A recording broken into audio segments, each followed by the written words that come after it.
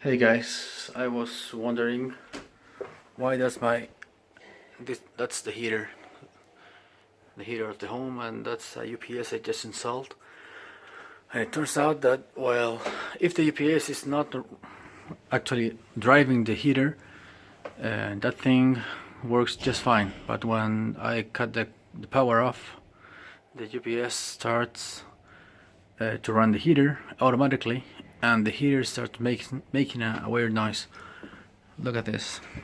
This is the mains. It comes from the city, then it goes right into the UPS. I got a Forza FX 2200. Then from the UPS I run a wire back to the heater. It goes right into the heater. That's a heater controller, and this runs on gas, not gasoline, but I don't know, natural gas. So I hope you can hear it. I'm gonna disconnect it right now, and well, let me use my other hand. I not want to get it electrocuted. Right? So the UPS is running. It's drawing power. This thing is still running, but I'm gonna leave myself in here recording. But when I start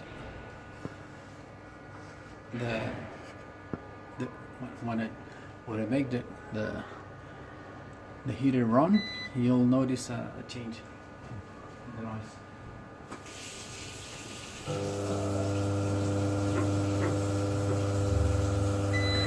Do you hear it? It's still working, right? It says it's working. It's actually giving me hot water. The UPS is on backup mode, so it's working. But that noise is driving me crazy, and I wanted to know if